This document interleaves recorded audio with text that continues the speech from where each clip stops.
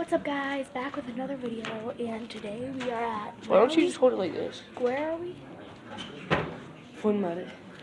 We're at the crater thing. Where a meteor hit. I can't hold it like that because my camera doesn't flip. But yeah, guys. So we're here, and so show you some more in a few minutes, but a second for you guys. Ocean, so all flat out here. 50,000 years ago, right at the time of impact, it was still flat, but it was a lush grassland, a forested grassland. It did have animal life out here. So, but the main thing is still flat. So everything you guys drove up today, right here at this incline coming up, that's all the ejected material. But as far as asteroids go, we believe they're nothing more than fragments of our meteors. We believe they're nothing more than fragments of asteroids. Asteroids do travel in their own particular orbit, which is the asteroid belt. Occasionally they collide with one another within this belt, create fragments. Sometimes these fragments will stray out of that normal orbit and eventually cross paths with other inner planets, including Earth. We think that's exactly what happened here. Now the meteor that did make impact here created our Mile-Wise crater. It was thought to be about 150 feet in diameter, and I'll give you a really good reference here. This building our museum is in, exactly 150 feet. 150 feet. 150 feet. 300,000 tons. An extremely dense material. That's a combined weight of 3 fully loaded aircraft carriers. But it's traveling at about 26,000 miles an hour when it does make impact, with an explosive force equivalent to about 20 million tons of TNT. Now, immediately there's vaporization and melting of both the Earth and the meteor. As the meteor does continue to pierce down through our Earth's crust, this explosive energy is released in the form of a massive shock wave, and this shock wave is really what creates our crater. The first thing it does is the rim of our crater. You can see some of this thrusted up material right here. Along with doing that, it causes total fragmentation and ejection of over 175 million tons of Earth. And all this occurs in a 10-second period from the split second. 10 seconds. To the time we have this mile-wide crater. Right here at ground zero, at wind speeds estimated about 1,400 miles an hour. Where you guys exited off this morning from I-40 to come over here and visit us is about 6 miles from here. Wind speeds there are still right around 350 miles an hour, plus full of molten material. So they tell us anything within a 10-mile radius of ground zero would have been totally wiped off here. The shock wave would have been felt out a good 40, 50 miles out, still hurricane force winds. But what that does today, guys, which is, like I say, just under a mile wide. It's the very, very widest.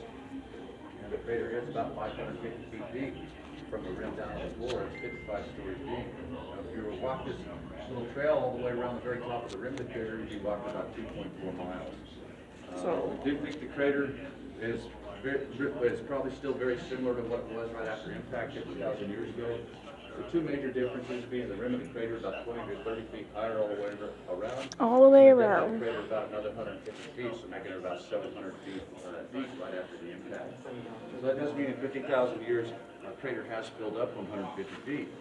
Basically, the rim and the desert is flowing into it. And that works out about 1/8 inch a year that it's actually filling up. At that rate, it'd take about 350,000 years for it to actually fill up and be gone. So it is going to be around here for a while. It's called the best preserved crater on Earth. And there's really two reasons for that. Number one, it is very young. The age of our Earth is estimated to be about 4.5 billion years old. 50,000 years ago, it was just a drop in the bucket. And also our arid climate out here is another factor for why it's so well preserved. We get very, very mild. My video's already 4 minutes. Okay, guys, see you outside. Wind is our number one. Just kidding. The wind speed guy right here, this is the real thing, by the way. This is the largest fragment ever recovered. It was found in 1908. It was found about 1.5 miles away from the crater. It was blown out that far. But it is called our Holsinger meteorite. The gentleman that found it, he was a mining foreman. His name was Samuel Holsinger. So it is a nickel iron meteorite.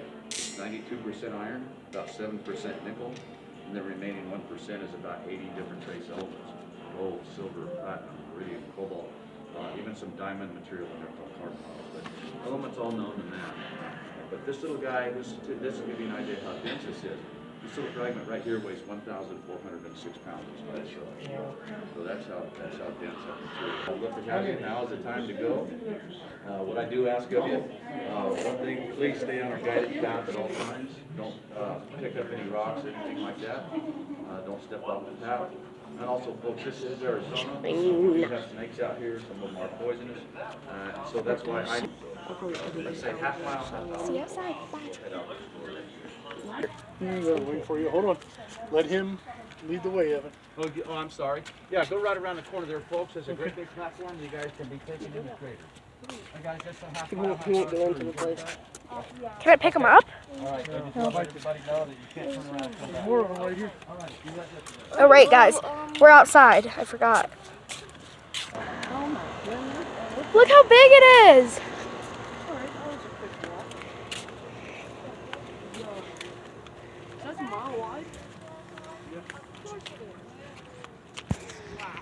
Let me put on pop socket so I don't drop my phone. I don't have to cut there. I don't have to do the cut or anything to be able to get. Look how big the meteor was, or whatever it's called.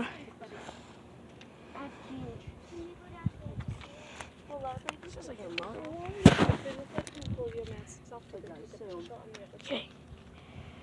Guys. Guys, I encourage you to do what you're doing right now while I'm talking. Step up here and take some pictures because I have a lot of information to try to give you in a very short amount of time. And if you want to take your mask off outside, that is totally up to you. We've got so few, I think we can all social distance well enough. Hey, kids. But guys, along with thrusting up our flat desert floor, this massive shock wave also fragmented this material, 175 tons worth of material that was in here, which is now out here. And all this material forms what we call an ejecta blanket. It extends from right here where we're standing. It comes all the way back out here as I kind of ready down on the desert floor. This ejecta blanket is very, very uniform around the entire crater. It extends out right around the 1 mile. What that does tell us is that here should make impact at a very, very direct angle, almost a dead-on hit. The original walking trail was built in 1903. It's the same trail that's used to this day. There is a reason to go down. They're very particular about who goes down and for what. Preservation is their #1 key, so you have to have special permission and be escorted by our head guide. When it starts you down the trail here, I'll show you about 2/3 of that original walking trail here. It should be sticking out very well today. So, you guys, if you have any questions along the way, please ask me. That's what I'm here for. We'll head on out.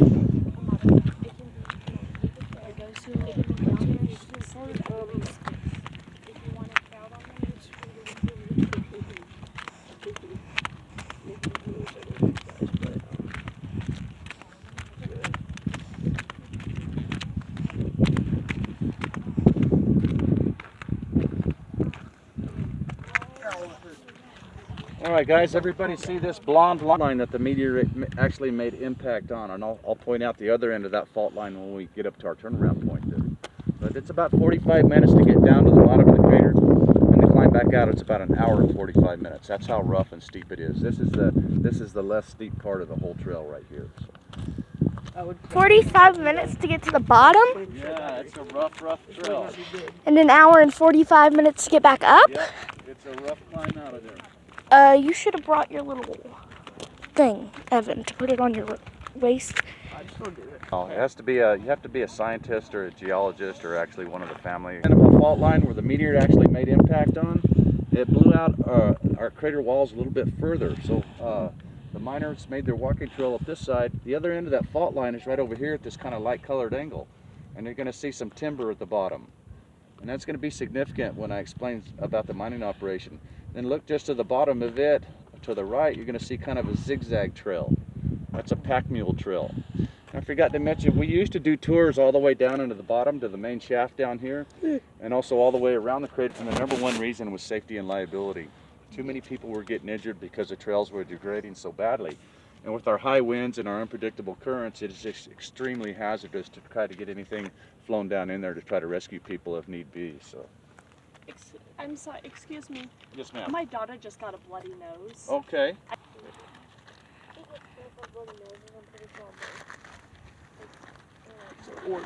Yeah, I'll give you guys a little bit more information. We're very, very high in altitude, Denver, Colorado. And so when you come up... Walking.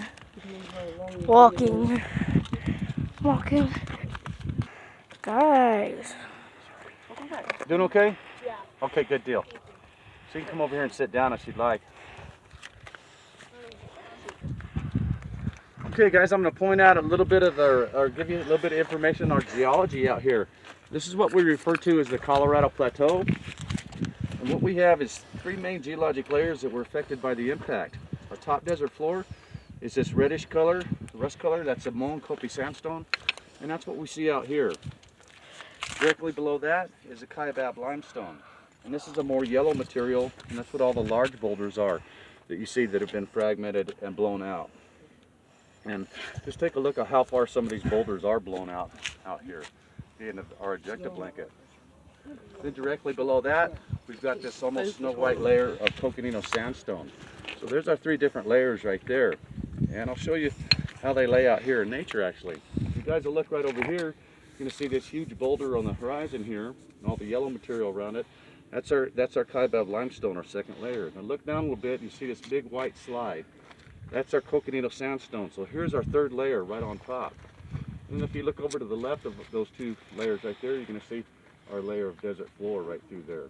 So that creates what we call reverse geology. But what happened on impact is this thrust shock wave that actually, as it moved through the earth, layers, that forms the rim of our craters. A great example of this thrust is right over here underneath our observation platforms. Look at that material, it's gone from horizontal to almost to a 45-degree angle of thrust. And also some of the reverse geology. Again, right over here you can see our desert floor through here, and look at the material deposited on top of it. And the same, you can see our whole desert floor layer right through there, and all this other material basically ejected and put in exact opposite order of the way it was before impact. Now this is kind of interesting right here. This layer of Coconino sandstone, that is a layer that held the silica quartz crystals that actually the high pressure minerals were created out of. And I'll pass this around and let you guys look at all those nice little sparkly quartz crystals in there. They almost look like glass. If you look at the end, it looks a lot better. This end right here. Right Yeah. there. Yeah, that's interesting. Okay, now I'm going to pass this around. This is the exact same material which has been burnt from the impact. And you can still see these quartz crystals in there. Take a look at that. So that snow white material is turned into that right there. And this limestone layer, whenever you find limestone like that, it does tell you that it's been underwater for a significant amount of time. And in this layer right here, some of the material has been fragmented and ejected. We do find a lot of aquatic fossils in here too. But as far as the crater itself goes, the main reason attention was getting drawn to it is because people started finding meteorites out here in what we call our high desert. And the reason people were out here, number one, called Diablo and a couple of train stations. Well, this is, everybody was going to this town, the sheep herders, the cowboys, everything else. They had stayed, and this is when the meteorite specimens are being found. So the crater's gaining a lot of attention. Well, eventually so much attention that in the 1890s, the government sends their chief geologist out here to take a look at the crater, hopefully determine what created it, whether it's volcanic or meteoritic in nature, and also whether it holds any significance. So he comes out, he does kind of a quick short study on it, and in his final report he labels it as nothing more than a volcanic steam vent, and really basically no significance to it, not unlike any others he'd ever seen. Now we now know that he was most definitely wrong. It's called the San Francisco Peaks. That's all volcanic in nature. That midpoint right there, the highest point, is Mount Humphreys. That's the highest point in Arizona right now, 12,600 feet high, and that was thought to be about 10,000 feet higher when that volcano system was active and in its prime. And these neat formations on this horizon over here, it's kind of foggy, but we can see we had a little brush fire out there last night. But those are cinder cones. That's referred to as the Hopi Buttes. And those are ancient volcanoes which have been dormant for millions of years. All the earth has eroded away and it's left the hard material that was inside the volcano. So that was created a little bit. Well, another 10 years of meteorite specimens being found out here go by, and finally in 1902, a mining engineer named Daniel Beringer takes an interest in the crater. He'd seen some of the meteorite specimens, he'd analyzed them, he knew they were high in nickel and iron. So he visits, and immediately he's convinced it is not a volcanic crater because there's no volcanic material whatsoever around it. And he's convinced that it is meteoritic, and the meteor that made it would have been the size of the crater floor, and really by all rights should be buried down there in one large mass. Now he wants this not for its meteorite value, he wants it for its nickel iron value. He actually wants to mine it as a commodity and sell it. That's what he does for a living. But he has no way of knowing two things. Number one, the meteor was much smaller, and also that it had blown up on impact. But what he does, he files for 4 mining claims in a 2 square mile area totally surrounding the crater. These claims are granted, And in those days, guys, the laws were if you actively worked a mining claim for a period of 10 years, that land becomes your legal personal property. So in 1912, Mr. Barringer in it, there were really no money handed over. But over the next 26 years, he did spend over $600,000 out of his own wallet.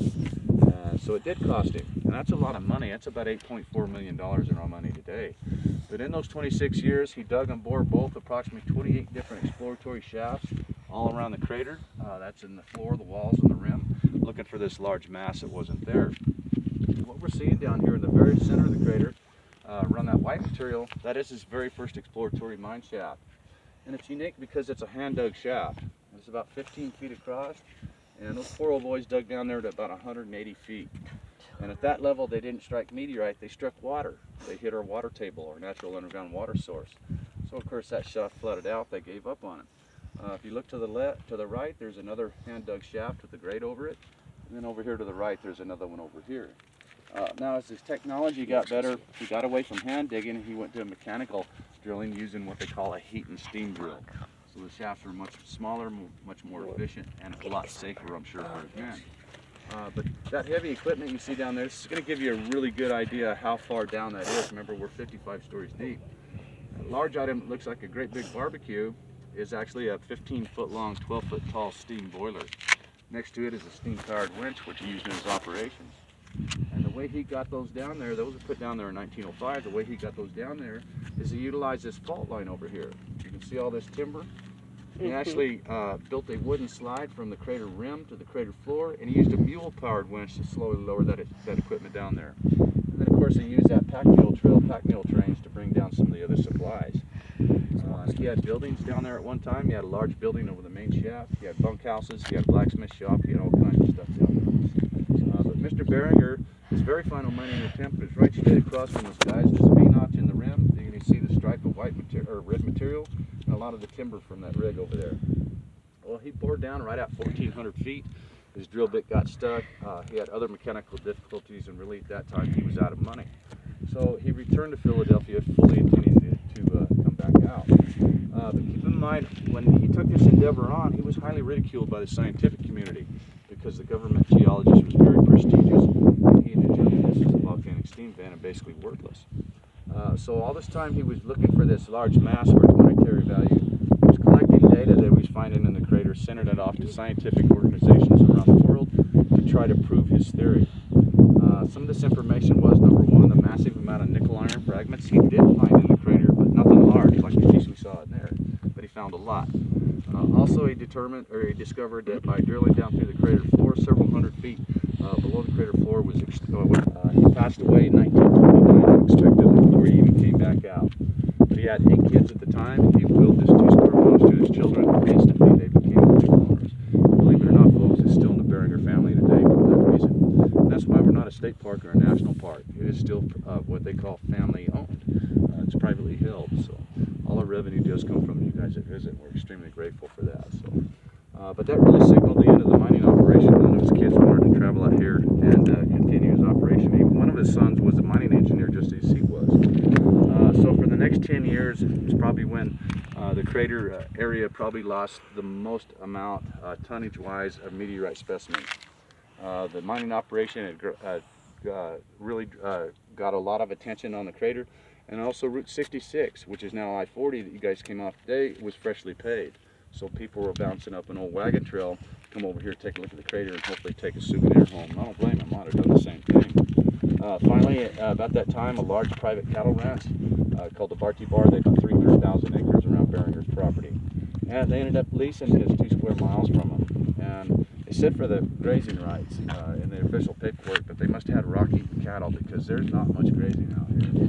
But it really benefited both parties. Barringer's got somebody to protect their crater, prevent any unauthorized mining and such. Meteorite pieces weren't leaving, and the ranch got to regulate who's crossing their now private property.